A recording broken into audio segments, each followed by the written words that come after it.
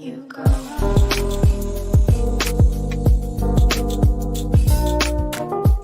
What is up, guys? I do hope you're well. My name is Mark, and today we're covering r/Tales from Your Server. If you're new here, please consider hitting that like, that subscribe, and maybe that notification bell. And don't forget to turn your notification bell on to always, because YouTube is always trying to do me over. And with that being said, let's get started. Much love, guys. Our first story is from Manic Pandiculation. I hope I got that right. I guess you are barred for a reason. I bartend at a local bar. Usually my customers are fine, and the worst I get is someone hitting on me. Tonight, there was a woman at the bar who had been in some trouble in the past. Now I know this woman carries her ID on her, and she's been a regular enough for me to know that, but the man she's with is a newbie, so I asked for his ID. The woman, W. Oh my god, you're so anal about that. You're going to drive away customers if you keep asking for IDs like that. I said, I'm sorry, I know it's annoying, but I can get in trouble if I don't ask. That's fucking ridiculous. You're going to lose customers if you keep being a bitch about it. I shrug. I don't make the laws, but I don't have $500 to pay the fine. Besides, most people don't mind and like that their bartender is responsible. I don't believe you.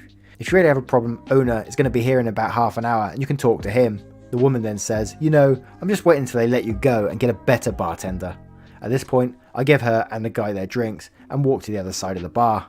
An hour later, the owner arrives with his daughter, and I let him know the situation and tell him that I'm going to cut her off if she continues to make a scene. She says, you know I love you, I don't hold grudges, but you know, you should really smile more, you'll get more tips. She doesn't ever tip me though. I say, Mum, if you continue to tell me how to do my job, or continue to make rude comments, you will not be served any more drinks tonight. The woman scoffs, gives me the middle fingers and tells me to fuck off. She then turns to the owner sitting next to her and says, your bartender just cut me off, and she expects him to allow her to continue drinking. The owner shrugs and says, that's the bartender's decision, not mine. I wave goodbye as she storms out. Ironically, I couldn't stop smiling as she left. The owner and the owner's daughter told me that I handled the situation well, and that the woman used to be barred, but was just unbarred a few years back before I started working here. At the end of the day, I just love that the owner has my back, and I didn't have to deal with any shitty customers like that. And you shouldn't, you know, it's just a job like any other job. I don't know why people think that people in restaurants have to deal with shitty customers. They should be instantly shown the door. Customer isn't always right, and that's just the way it is. Our next story is from SpideyFan69. You can't just accommodate 45 to 60 people on a Friday night. I'm the GM of a small bar/restaurant tucked away in the upper middle class neighbourhood. We have a ton of regulars since the neighbourhood is a bunch of older folks with expendable income and young families. When I say this place is small, I mean it's small, 54 seats in the bar, for the volume we can crank out, especially on weekends. Well, some of my staff get an email for a party on Friday night. Already 45 people have RSVP'd to this party in the restaurant's bar without my knowledge or our owners. I'm pissed, and so is my owner. How the hell do these people expect us to accommodate them on a Friday with no designated space to serve them? No notice to bring on extra staff. It's not like we have a separate banquet room or anything. Finally, someone from my party calls to speak to my never-present owner after she tried contacting them, so instead being the GM, I take the call. I speak to the person and try to make it very clear.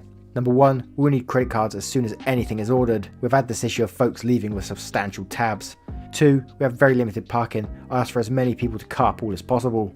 3, because it's Friday, the busiest night of the week, I can only reserve one small section for them till our regular dinner service is over. Then they can migrate and take more tables, but I cannot sacrifice the experience of other paying customers not a part of this group. I also make it clear if they had talked to us before basically forcing our hand, we could have done more for them. For example, if they wanted this party on a Monday or Tuesday, I would have gladly let them have half the bar or more. I emphasise this point nicely because only a few people in this group of 45 plan on having dinner. 90% of our patrons in our bar ordered dinner on top of multiple drinks, which means more in sales. Duh. Number 4, I asked them to please reach out on the day before with an approx headcount, so I know in addition to another server, what other staff I should bring in. But after all that, these people do the most to try and get me in trouble with my boss, the owner, saying I was rude, snarky, and because I was concerned with other paying customers, and not just them, they're taking their party elsewhere. My boss was 100% on my side. These people, while they may be regulars, they're the worst kind of regulars. They get drunk, loud, obnoxious, tip like shit, and think we owe them something because they come in often. My boss and I are a lot alike, which can sometimes cause issues, but I'm glad this time we're both on the same page. I'm trying to run a business on her behalf. Again, man, it's like customers thinking they're always right. I imagine that's what all these stories are going to be like, you know, Tales from Your Server. Customer always thinks they're right and trying to shit on people. It winds me up, it does. And I've never been a server in my life. The next story is from I'm a Good Coder. To the people that left me $20 on a $45 after their fried rice came out raw, thank you. Yesterday I had a couple with a pretty easy order, fried rice and beef and broccoli. When I checked back after 2 minutes, they called me over and showed me that their fried rice, which was raw, gummy and basically inedible. I apologised profusely on the kitchen's behalf and went right away to make another one. 5 minutes later I had a brand new fried rice from the chef and brought out an additional beef and broccoli to complement their first one. I let them know that I was worried that their beef and broccoli would get cold while they were waiting for their fried rice remake, so I brought them a new one. As luck would have it, the second fried rice was fucked too. Raw, gummy, basically disgusting to look at. Now I had to get a manager visit. Fuck. My manager kindly offered them a free dessert to go. We also took off the fried rice, obviously, and the cokes off the check. I must have apologised about 10 times, but they were pretty cool about it and let me know it wasn't my fault. At the end they left me a $20 on a $45. Literally made my night, and I know we screwed up their fried rice twice, so they had every reason to be upset. If you guys are out there, I just want to say thanks and you're the best. Edit, we had 2 pots of rice and the first one was from the first pot, which was definitely no good. But we used the second pot, which I thought was better since it was less gummy. Looking at the second remake it seemed fine, but I guess I should have actually tasted it with a spoon to make sure it wasn't like the first one, so I guess I'm partially to blame. They also shared a glass and a half of wine as well as an appetizer. I didn't include that in the story because it didn't seem relevant, sorry about that. Total was wine $13, beef $18, overpriced I know, appetizer $10, approximately $45 after tax.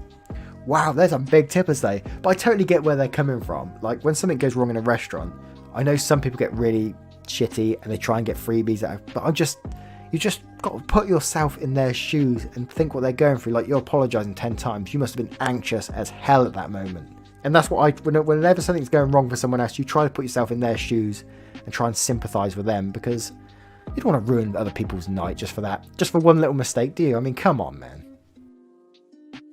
Our next story is from a whole bunch of numbers. Man doesn't read sign, but rates entire staff. This is something I observed years ago. I don't work at a restaurant myself, but this story belongs here. I was at a Chinese buffet minding my own business when the man behind me just starts yelling at his waitress, and I mean absolutely tearing into her. He was throwing shit around the table, slamming his hands down and making the whole booth shake. I can't remember what kind of things he was saying, but he was upset that he was charging extra $7 for the crab legs on the buffet. Not only does it very clearly say on the sign outside that crab legs are an additional $7, but there's a sign directly above the crab legs themselves in big red letters stating it. And our waitress told us when we sat down that they were extra, so I can only assume he did this too. Even more, in the menu next to the buffet price, it said, again in big red letters, that the crab legs weren't included in the buffet price despite being on the buffet. So the guy had no excuse not to know and was yelling at this woman who barely spoke English. She knew enough to be able to do her job, but not enough to talk this man down from the ledge. All the other servers came over to help calm him down, but he just couldn't be contained.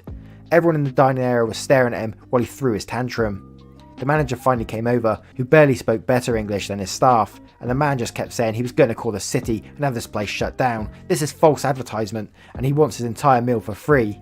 I could almost, maybe, in some distant world see it being justified to have the extra $7 taken off for him and his wife if they truly did somehow miss every single sign they weren't included, but not his entire meal for free. That's absurd. So it's clear to me, everyone in the dining room and the staff, that this guy's just trying his hardest to get his meal for free. I'd just finished eating when I left. He was still arguing with the manager, who did at one point show him every single instance where it was posted that the crab legs weren't included in the price. I wanted to step in so bad, but was afraid to, because based on his actions and the way his wife looked, I guess he was an abusive husband. She looked terrified, just keeping her head down and not saying a word.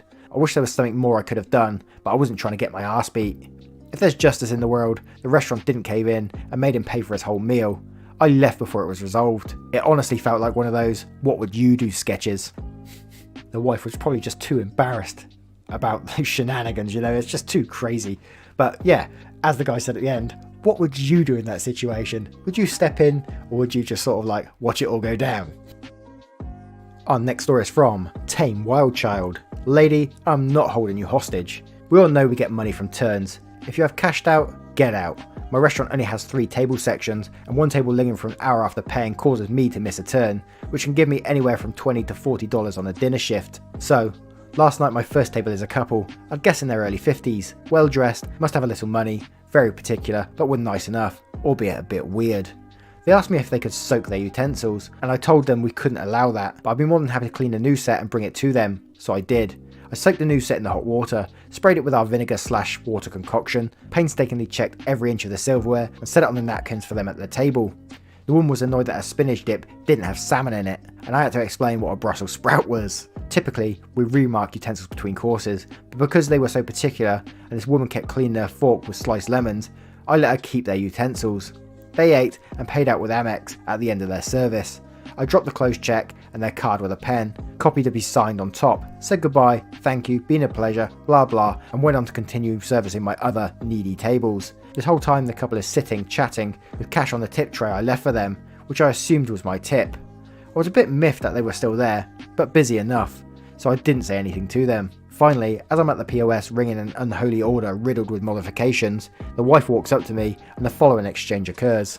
W, wife, we need to leave. I say, okay, bye. We need to leave now. I'm clearly confused. Okay, so you can go. W stares at me angrily. I say, remember the cash had been sitting on the table. Are you trying to pay or something? The woman says, yes. You paid an hour ago with an American Express card, which I set in front of you with a pen when I said goodbye, so... And the W was shocked and went, oh! She and her husband leave. I go over and check the table, they took their cash and didn't leave a tip. I was so floored, I couldn't even be upset about it. One of the vibes I got through this whole story is that this is someone that's been serving for a long time. They just don't give a shit anymore. Servers who's watching this right now, if that is the case, like you're trying to get people out of off the tables and stuff, how do you do that? How do you approach someone to get them off your table? Do you just tell them they've got to go now, or do you somehow encourage them? I'd love to know how you do that.